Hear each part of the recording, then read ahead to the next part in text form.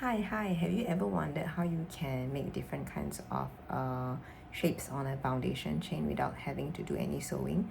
So I'm Hui Pei from Pocket Yarnings, and today's quick video I'm going to show you how from a simple foundation chain you can extend out and make different appliques, and then in the end finish it off with a simple garland, and I'll show you some examples at the end.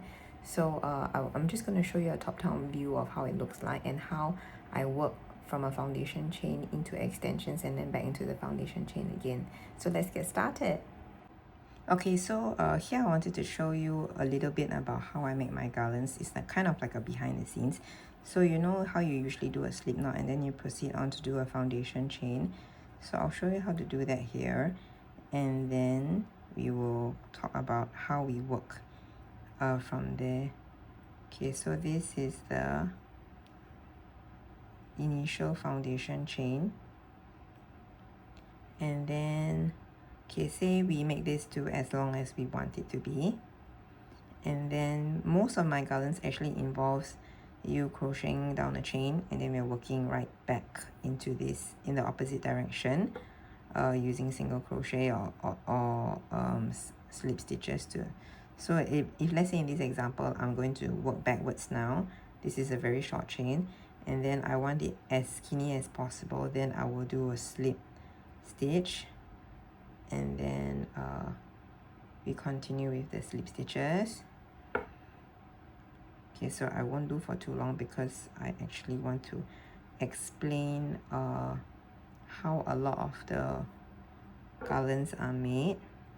So this, let's say we've done a suitable number. Let's say for here, for example, we have done this short stretch. Okay, so you can see it still looks like a relatively skinny chain, which is what we want, and there's no sewing involved. So from here I want to extend out and create maybe a small applique from here. Basically we continue with a single crochet and then we chain 2, and this is basically the basis for all the garlands that I make. So in this chain 2 you can basically work any pattern or short applique pattern that you want. So for example, inside the second chain I want to make a small circle, then we just kind of work into the second chain from hook. So instead of a magic ring we work here, then we do 1 2 3 4 5 for example, and then we have actually done a small circle, as you can see. So if you want to do more complex ones, you can actually continue working this circle in another round. Let's say for example I want to make a simple like a flower, for example. So I work into, it's almost like starting in the new round, and then we continue to single crochet 1. This is kind of like round 2, and then let's say for example I just do a simple chain 1 2 3 4 5, and then I work back into the same single crochet like you would do in a round, and then I maybe do a slip stitch. This is just a rough example, and then I work into the next one in the round, and then I make another chain. So 1 2 3 4 5 for example, and then we work right back into the same. This is not really meant to be a pattern tutorial, but I'm just trying to explain to you. See, now I'm working around it, and then we continue.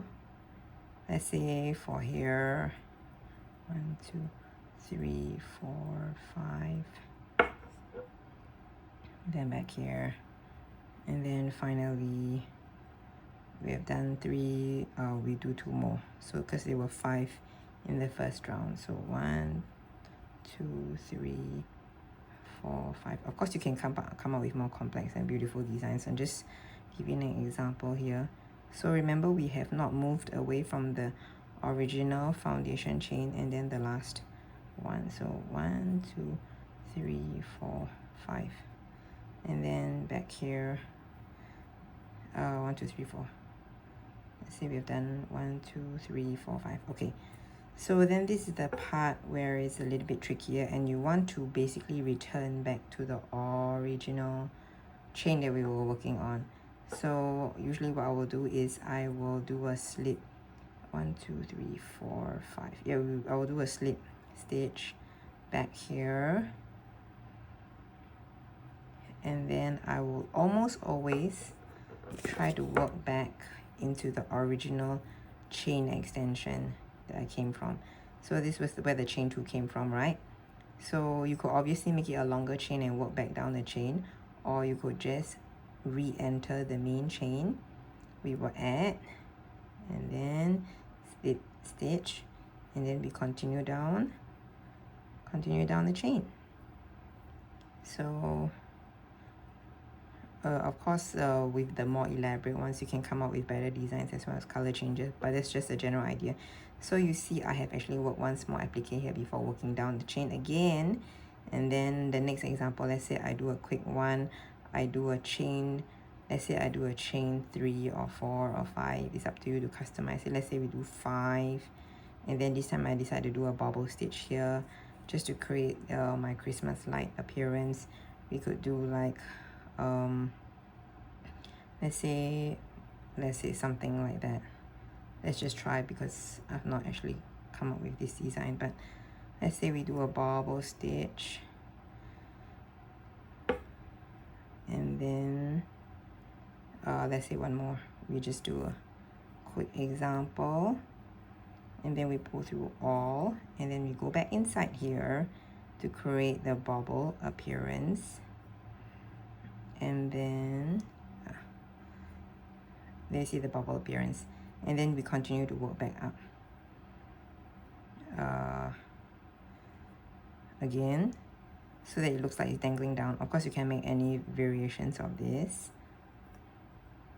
and then after that you go back into the chain again, and then we continue working down the rest of the chain depending on what you want. So I think the tricky part is changing colors and trying to hide the color changes, but that can all be done cleverly. You can see how I do that in some of my garland video tutorials below. So that's it. So I've basically worked down and then back up, down and then back up. So that's what I wanted to show you. So actually, in that sense, if there's anything that can be worked into chain 2 and then the second chain from hook, you can create something really small, extend out, and then go back to the chain again. So that's where you get the idea for mini garlands. So if there's any, I've actually made quite a few different variations. I even made one with a spider, with a skull, with a flower, with a butterfly. So if you have any ideas for more garland examples or anything that you want me to make, please do not forget to comment down below. And if you enjoyed this, remember to hit subscribe and like. And there are actually other video tutorials related to crocheting in the chain, which you can check out in the link in the description. So thanks for watching. Hope you found that video basically showing behind the scenes of how I do and as well as how I make my garlands interesting and useful. If you want to check out all the other garland video tutorials, you can go and check the link in the description below, as well as there's a bundle of all of them if you're interested, as well as there will be more quick tutorials on working in foundation chains and chains as well, so do stay tuned for it. Thanks for watching and see you in the next one.